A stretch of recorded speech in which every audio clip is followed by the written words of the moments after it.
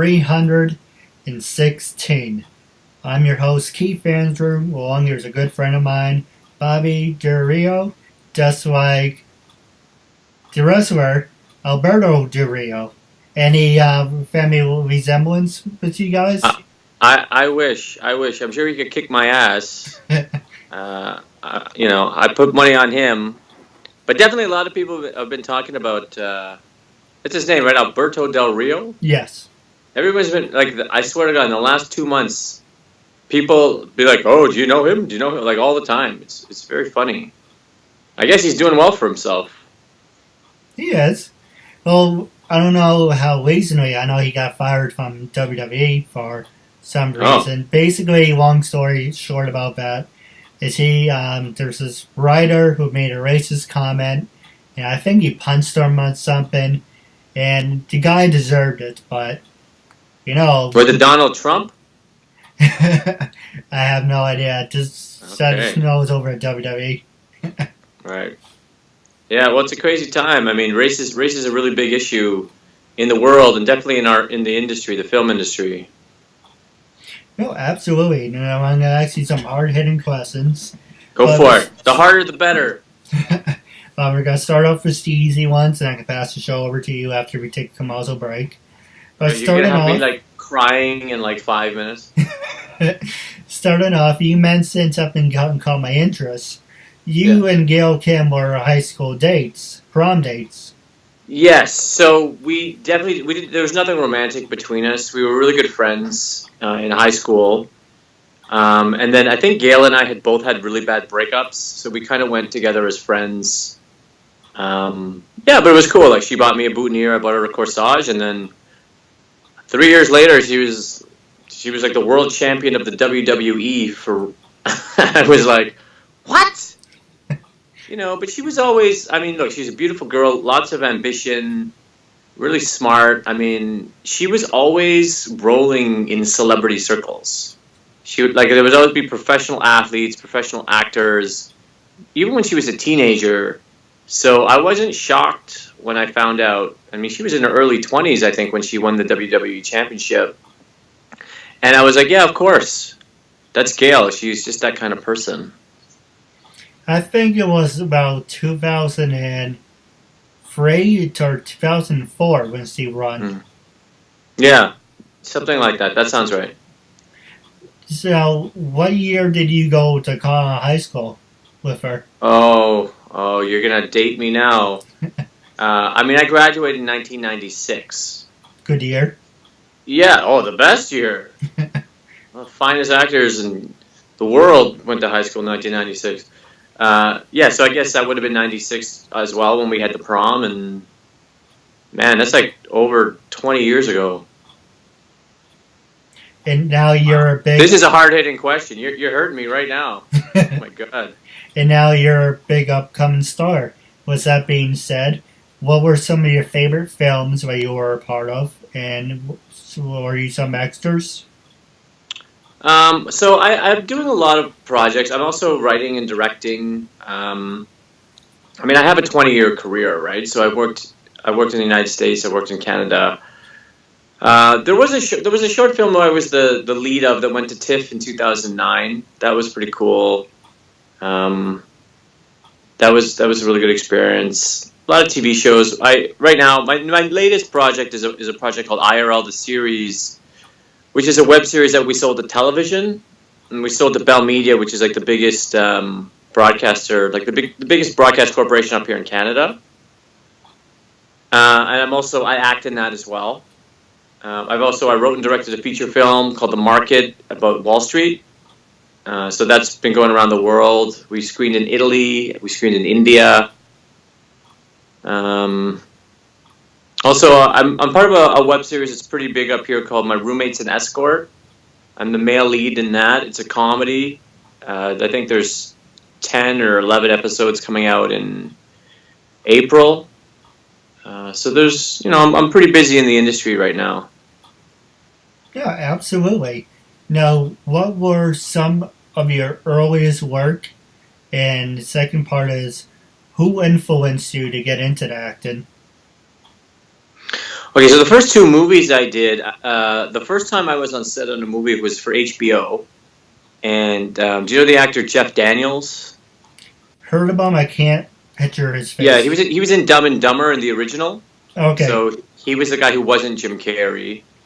Anyway, he's a fantastic actor. But my first movie was about 20 years ago with Jeff Daniels for HBO, and I was just shot for one day, and I just laughed obnoxiously in his face and stole all his food, and then the second film I did was an American movie. It was a movie of the week called The Mary Kay Letourneau Story on the USA Network.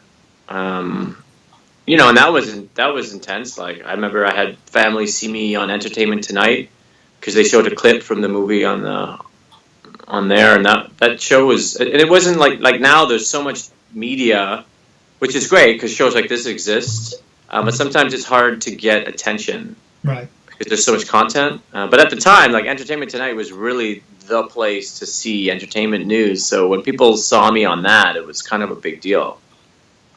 No, absolutely. Yeah. Now, do you think my show would be something your actor friends would be interested in, and maybe like media people? Because of course. Because Canada and the United States are two different countries. Because I give you a perfect example what I mean by that. Right. I tried reaching out to Fox News, CNN, NBC, ABC, and it's like no one did. It's like thumb their nose at it. Oh, they want to talk about rape, murder, or some racist bullshit. Right. But do you think I should reach out to like the media in Canada? Maybe they would see something. Yeah, I think you could go directly to the talent. I mean, I could talk to a couple people. Especially up in Canada, like any exposure in the United States at any level is good. And any opportunity to, again, like you say, make new friends and talk about our work is one that I take. So I don't know. I don't think that I'm too good for anybody, or that's not how I operate. And in Canada, we're pretty friendly up here. So that's why we're looking at all the Donald Trump stuff and we're going, what is going on?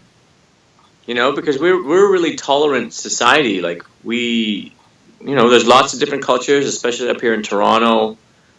So all this stuff like separating, I don't know, the Mexicans and the Muslims and all that stuff, it's so weird for our country because we really respect each other and our differences, No, absolutely.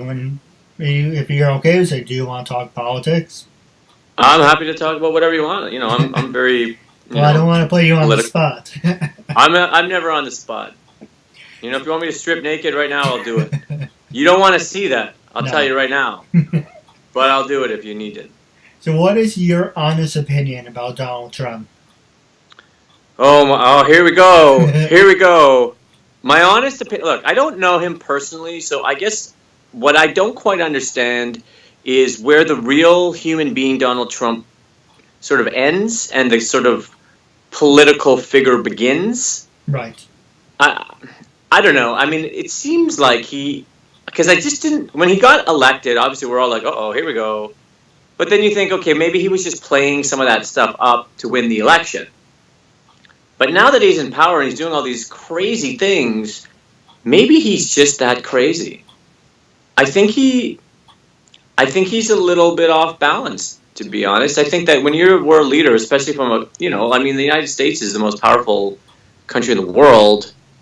Like, you think you'd want to have a little bit of respect for the other leaders around the world. Right. And for other cultures and even just, let's not be political for a second and just think about, you want to set an example for children. Right. You're the president of the United States. Like, people grow up wanting to be the president of the United States. Like, do you want to be the kind of role model where people grow up and want to be a white supremacist? I can't wait to grow up and be the president of the United States so I can ban Muslims too. I mean, it's just a terrible message to send. Right. And I get that there's political agendas, but sometimes I really think that human decency should come first, No, I agree with you. And, I did vote for Trump. And we'll make a long story short. Out of 3,000 people that ran, we had two smucks. We had Trump and we had Hillary. Now, both of them, one's a criminal. I don't care what anyone says. for Benghazi, whatever. And he everyone's out of his freaking mind. So I was like, okay, go with the crazy guy. What's the worst thing can happen? He probably push the button, right? Well, look, I understand. And what's funny is that in the United States, it's essentially a two-party system, right? But up here in Canada, we have 3 major parties. So it actually makes a big difference, right? Because you don't just pick between 2. If you had 3 terrible options, then you're kind of screwed. Right. But the likelihood of having 3 options makes a big difference, right? And then there's more pressure on people to have better candidates because it's more competitive to win. Whereas you're right, a lot of people were not happy with Hillary Clinton, and a lot of people were not happy with Donald Trump. Now, I do think people didn't think that he would be as crazy as it is. I mean, I think I heard a statistic today that George W. Bush became the least popular president. The majority of people who voted for him basically regretted their decision after something like 500 days, right? So after a year and a half in office, and he was that was the fastest that any president had reached a disapproval rating. That's what I heard. And Donald Trump has achieved that in 8 days. And the record was 527 or something like that. And he did it in 8. And I'm like, who thought he would be that crazy and so fast? So, to be honest, I don't know. I mean, I think that, Americans and the world, too, got a little unlucky because Hillary was just so unlikable, quite frankly. I think it would have been nice to have a woman as a president, but maybe not Hillary Clinton. I mean, maybe if there was another strong female candidate, that would have. And that's the thing I wonder about too, though. I do wonder if sexism was a bigger factor in this election than some of us care to admit. Maybe there's a bunch of people who just don't believe a woman could be the president. I don't believe that, but I don't know. I mean, there's a lot of Trump supporters, not you, clearly, but some that maybe aren't the most progressive individuals in the world. I do wonder, though, if there was a third option, if Bernie Sanders could have, if there was a third party because I know there's other smaller parties in the United States, but really a third party that people recognized as a viable option, I think Bernie Sanders could have taken it. Well, the truth is, Hillary Clinton basically screwed him over. And there's a joke about the shirt saying, hindsight 2020, it's Bernie Sanders running. Yeah. And there's go ahead. I think he's going to win. Trump's not going to win another term. No. So I think that Bernie Sanders is beginning his election campaign right now. And I think he's got a good chance. I mean, obviously, 4 years is a long time, so who knows who's going to emerge. But I would say right now, he's got to be the favorite for the Democrat candidate. No, absolutely. We're going to take a quick commercial break. And Sure. when we come back, I'm going to pass the show over to you. Great. A message for yourself or as a gift for someone else. For personal connections, shout-outs, birthdays, proposals, weddings, and much more. Enter your details about yourself so the celebrity can record a personal video message, especially for you, including details such as your name, age, birthday, hobbies, or whatever else you include. As soon as the video has been recorded, you'll get an email with your link so you can share it on social media or download and keep it.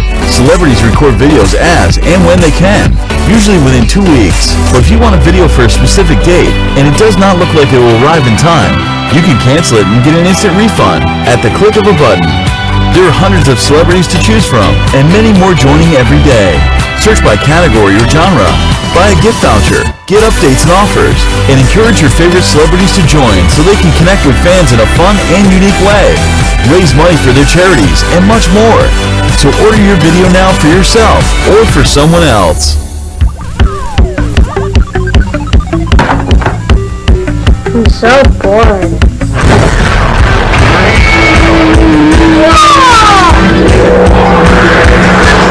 Want to see something really cool?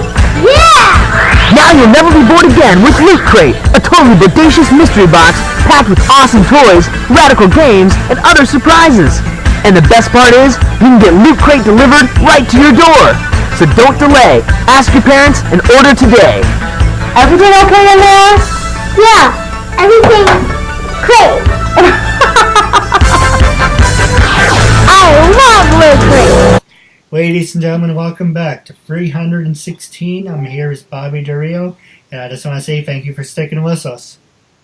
I'm happy. I'm happy. Now it's my turn to ask you the tough questions. Yep, like I said, you ask me anything. That's what the point of my show is.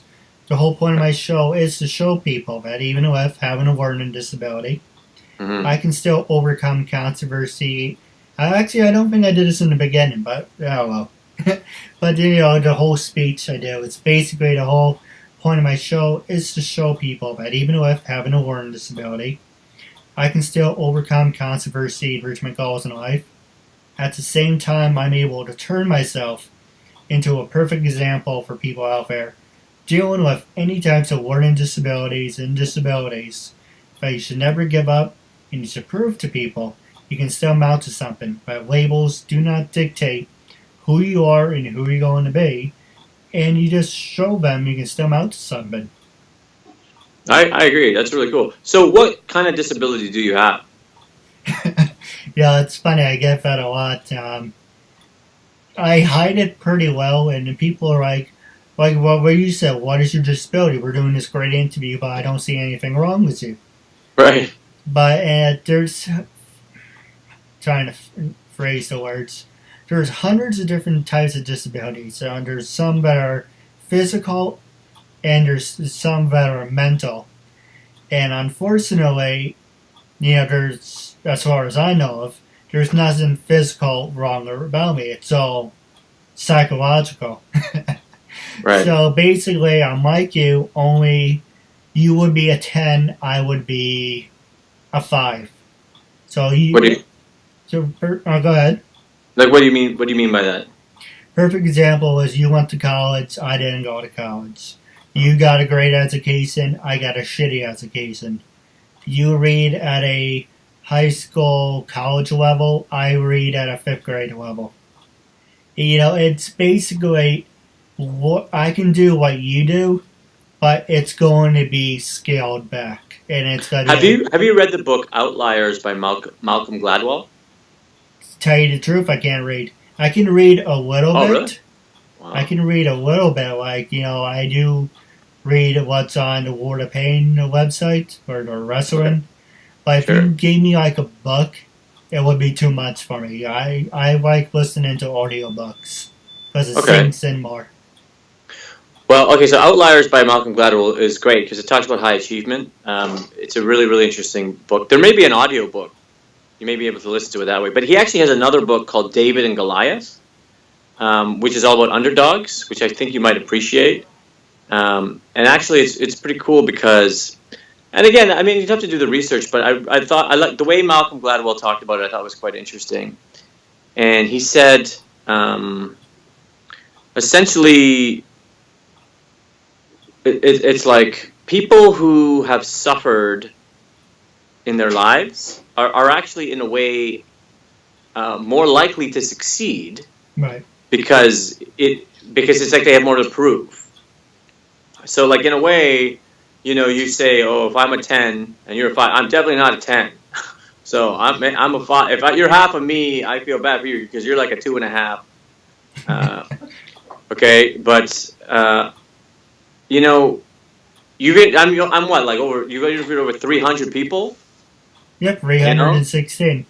I mean, so maybe it's a big advantage, to feel like the underdog. Whether you actually are an underdog or not. I mean, I think it's kind of a matter of debate. You know what I mean? I don't know. Education. The value of education too is it's funny too because you think about I mean, not to get all political again. And again, I'm Canadian. I'm not American, but we get a lot of American news up here, right? Right. And what I believe Trump he just put a woman who wasn't quite qualified to be in charge of education or something. There's been a lot of pushback, just like a poorly selected candidate. Obviously not because she's a woman, but just because, probably because she'll probably do whatever the hell Trump wants, and that seems to be the people that he puts in power. But her portfolio is education, and she's not a very good qualified candidate. So it makes you really wonder, well, hold on, like if education is so important, why are you putting somebody unqualified to run all of education? Right. So I think that some people put a greater emphasis on education than it deserves. So then it's like, well, what are the divisions between people in society? Like, what makes people viewed as important or not important? Is it education? Is it your looks? Is it your money? I don't know if these things matter. I think it just depends on the individual, right? Like, who's to say that I'm better than you or you're better than me? I mean, we're different people. We have different experiences. You tell me you have a disability, I believe you, but I don't think that makes me a better person. I mean, if it became to someone whose job was to interview people, you'd be a hell of a lot better than me. I don't even know how to turn the camera on my phone. You had to teach me how to do that. You know what I mean? So, I don't know. Maybe you're a little hard on yourself. Yeah, I look for positive reinforcement. But, if, certain people, I really don't get that. So I guess in a way I am hard on myself. There was this Canadian news person, Cynthia, trying to think her name. I know her last name is Stone. Cynthia Stone? I'm not sure. And we were talking, and we're getting, she was getting me all hyped up, and I know I want to do this and that. And right. So I like how passionate you are, and she just, something happened to her, I can't snap my fingers, but you flip a switch, and I started doubting myself. I don't know, I guess it's part of my family's not supportive, and that kind of bothers me. Right. But, I do look for positive reinforcement. That is something that I do. What about you? Was your family supportive?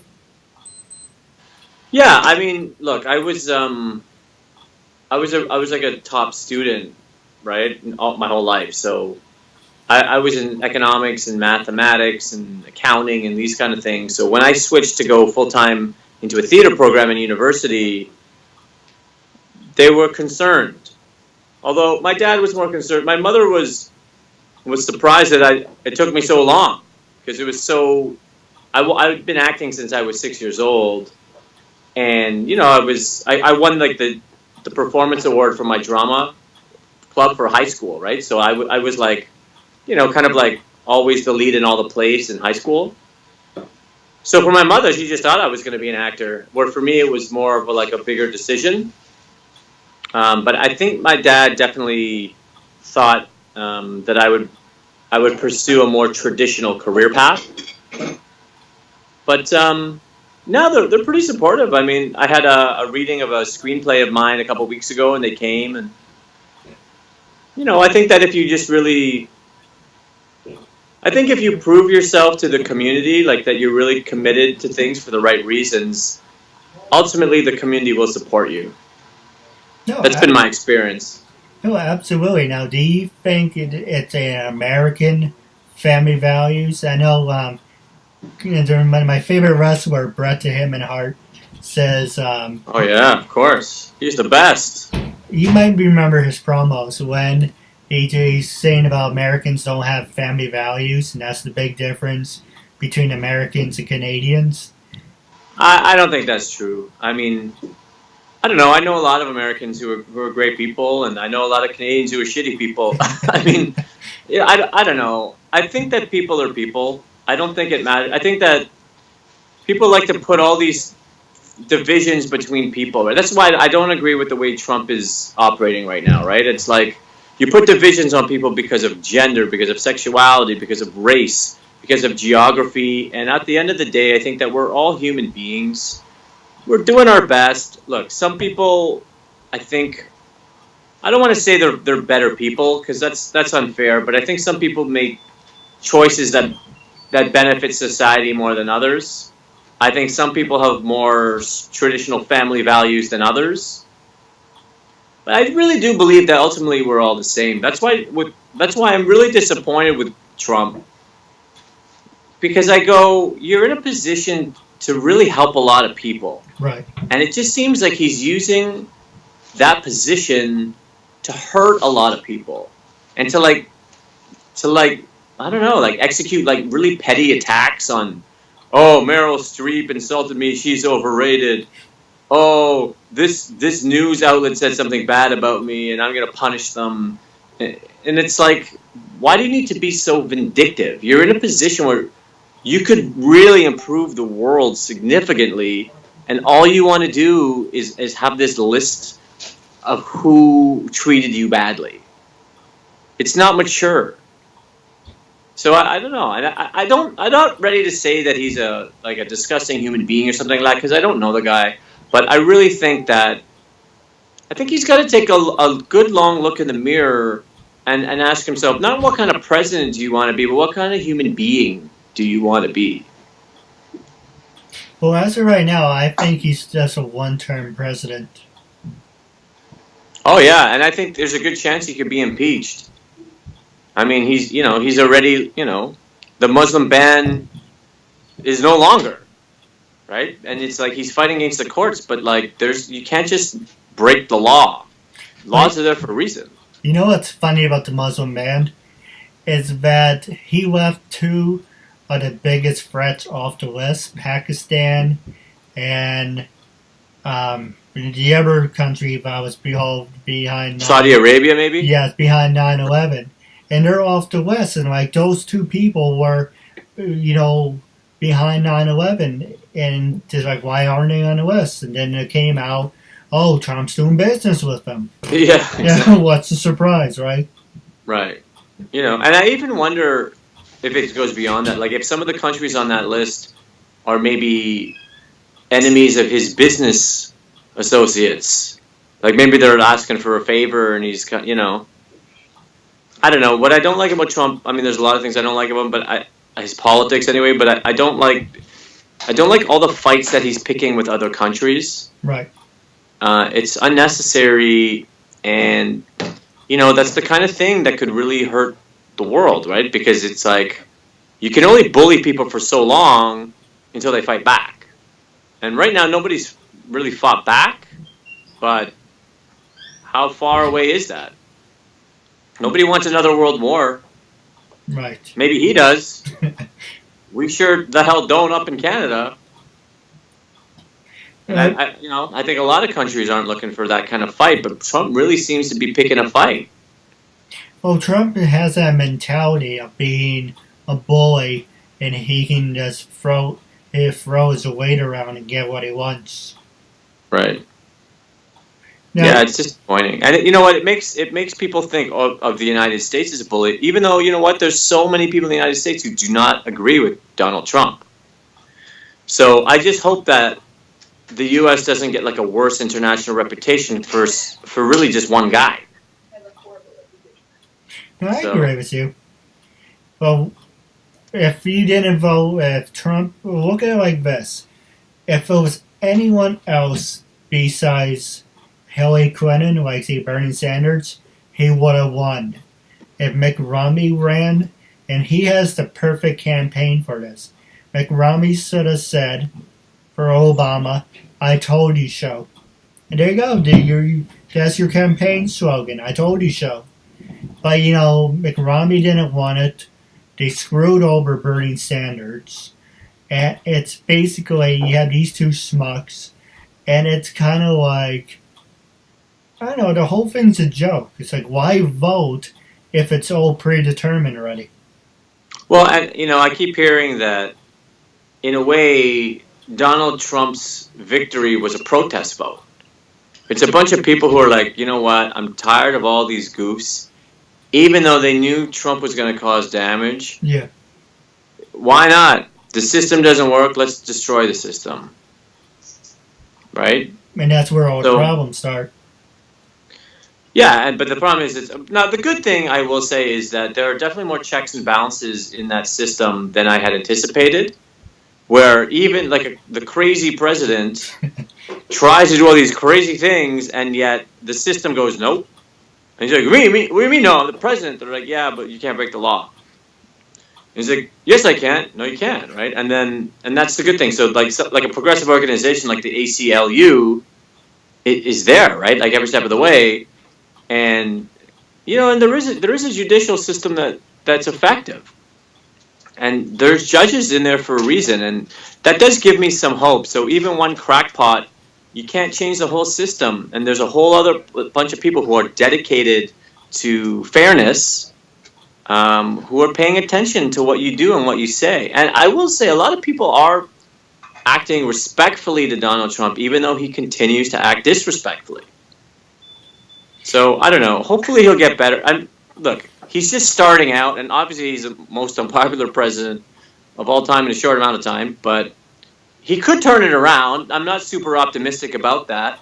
But, you can't write anybody off. Like, maybe he's learned something, and maybe he goes, you know what, maybe I need to look in the mirror and change the way I do things. Because he is the president, and I think he doesn't quite realize, hey, man, you're the president. You don't need to prove anything to the world or this news outlet or Meryl Streep.